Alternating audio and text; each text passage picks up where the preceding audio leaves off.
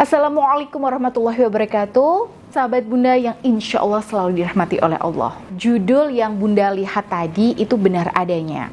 Haram buat seorang istri menasehati suami. Tapi haramnya ini bukan haram secara syar'i ya Bun, tapi haram secara rekomendasi. Jadi ya meskipun dalam Islam tidak haram, tapi secara etika itu sangat tidak saya rekomendasikan. Kenapa? Nah, nanti akan saya jawab Bun. Oke, mumpung topik kali ini tuh ada kaitannya dengan pertanyaan-pertanyaan para istri yang saya bimbing dalam komunitas istri bersyukur yang saya bimbing. Nah, saya akan bacakan pertanyaannya ya Bun. Kadang saya takut menasehati suami, padahal saya ingin suami itu berubah. Apakah saya hanya fokus berdoa saja supaya suami itu sadar? Oke, prinsipnya Bun, jangan berniat untuk menasehati, karena takutnya itu su'ul adab. Karena yang namanya istri soleha itu tidak menasehati suami. Ingat, istri solehah itu tidak menasehati suami, tapi tugas istri hanya mengingatkan. Nah, apa bedanya antara menasehati dan mengingatkan? Menasehati itu kesannya adalah seakan-akan kita yang paling benar dan suami yang paling salah. Nah, seolah nih posisi kita itu lebih tinggi dari suami dan suami itu ada di bawah kita. Padahal ini nggak sesuai sama fitrahnya. Mau se-equal apapun posisi kita sama suami, ya suami itu punya privilege sebagai imam atau qawam dalam rumah tangga.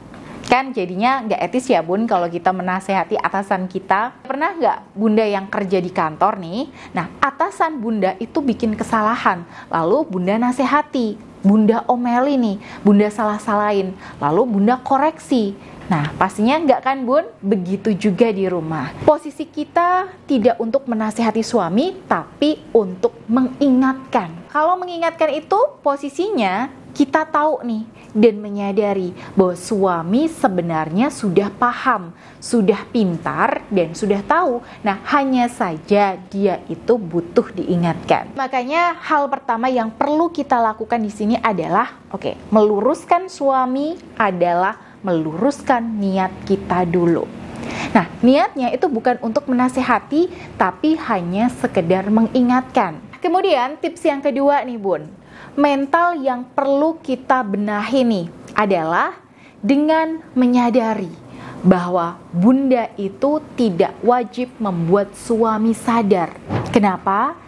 Karena kesadaran suami itu haknya Allah. Dengan keyakinan itu, maka Bunda nantinya tidak akan tertekan dengan hasil usaha Bunda dalam mengingatkan suami. Nah, coba nih, Bunda buka surah Toha ayat 43-44 ya, tentang perintah Allah kepada Nabi Musa untuk mendakwahi Fir'aun. Ya, Allah Subhanahu wa taala berfirman, "Pergilah kamu berdua kepada Fir'aun, sesungguhnya dia telah melampaui batas.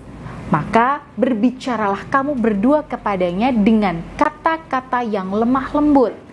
Mudah-mudahan ia ingat atau takut." Nah, di sini perintah Allah ke Nabi Musa itu hanya untuk mendatangi Firaun lalu berkata dengan lemah lembut ya, bukan untuk memastikan Firaun itu taubat. Bukan. Bahkan di situ ada kata mudah-mudahan. Nah, artinya Allah itu pengen bilang, Bun, coba kamu datangi dia, kamu ngomong baik-baik sama dia. Ya siapa tahu dia luluh. Nah ini Bun, catat kata-katanya ya Bun. Siapa tahu luluh, bukan pasti luluh. Dari ayat ini kita belajar bahwa tugas kita itu hanya menyampaikan masukan dengan baik-baik. Selebihnya, soal hasil itu urusannya Allah, bukan urusannya kita. Gitu ya Bunda. Oke, lanjut ke pertanyaan kedua ya Bun. Aku mau tahu bagaimana cara untuk kulakukan kepada suami supaya membuat suami pahami penjelasanku secara logika, Bunda Ayu. Nah ini pertanyaannya itu maksudnya begini loh Bun. Di chat sebelum-sebelumnya kita kan di grup ini tuh lagi membahas keluhan istri yang merasa suami tuh nggak peka dan susah banget dikasih tahu. Nah di situ saya jawab bahwa suami itu gak bisa dipaksa ya untuk memahami kemauan kita kalau kita cuma mengekspresikan emosi kita saja. Karena otak suami itu susah untuk memahami ekspresi yang emosional. Nah, maka dari itu, cara ngomong ke suami yaitu dengan penjelasan logis supaya suami di sini lebih sadar. Nah, dari situ pertanyaan ini muncul, Bun. Gimana cara ngomong baik-baik sama suami dengan logis ya, supaya suami di sini itu lebih mudah menerima apa yang menjadi pesan kita? Maka jawabannya, saya berikan 3 tips nih untuk Bunda sekalian.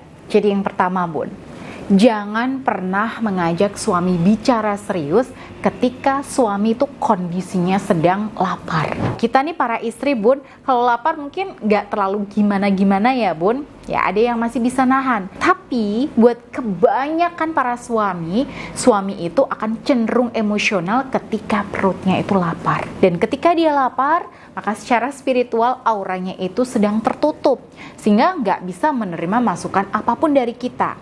Nah, karena itu Bunda pastikan ya, suami itu kenyang dulu ya sebelum Bunda mengajak suami bicara dari hati ke hati. Nah, yang kedua, kalau ingin bicara dari hati ke hati, maka sampaikan saat situasinya itu sudah benar-benar nyaman. Nah, jadi ketika Bunda jengkel nih sama suami, nah ini jangan langsung diumbar kejengkelannya, karena percuma, nggak akan dipahami sama suami.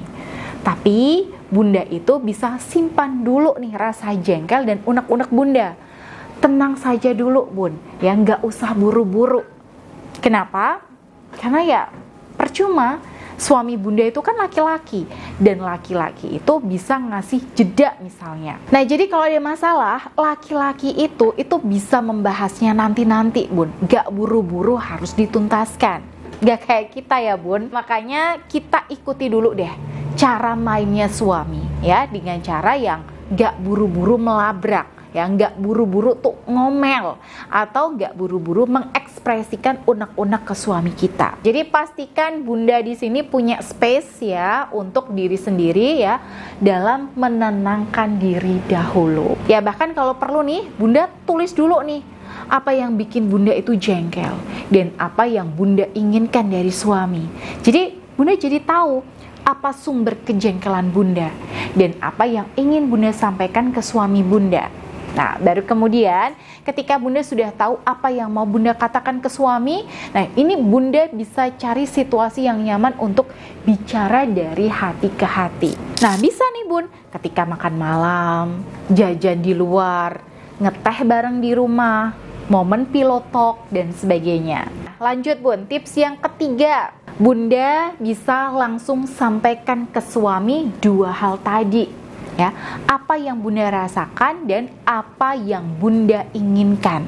Oke, misalnya nih Bun, Ayah, aku kok merasa kurang cocok ya, atau kurang srek ya, atau keberatan ya dengan sikap kamu tadi. Karena itu begini ya. Nah, ini Bunda lanjutkan. Aku tuh lebih suka kalau kamu tuh ya kayak gini. Soalnya alasannya tuh kayak ini ya. Nah, ini Bunda jelaskan alasan logisnya ke suami. Nah, penjelasan yang logis seperti itu insya Allah lebih bisa diterima sama suami Bunda. Apalagi kalau Bunda itu udah terbiasa nih menyampaikannya dengan kondisi batin yang tenang dan dengan aura yang positif. Nah, insya Allah nih gak pakai lama Bun, suami di sini akan lebih dengerin Bunda. Makanya saya tuh selalu menyarankan buat para sahabat Bunda semuanya nih, kalau Bunda dapat tips rumah tangga, ya entah dari saya nih atau dari siapapun, Bunda di sini nggak asal tancap gas eksekusi dan terlalu mengandalkan usaha lahir saja.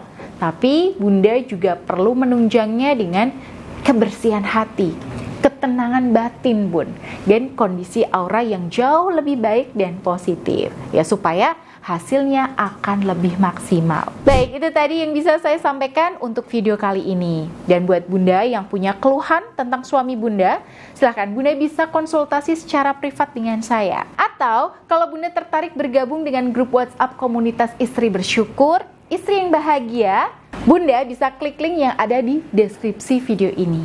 Baik, saya Bunda Ayu pamit. Wassalamualaikum warahmatullahi wabarakatuh.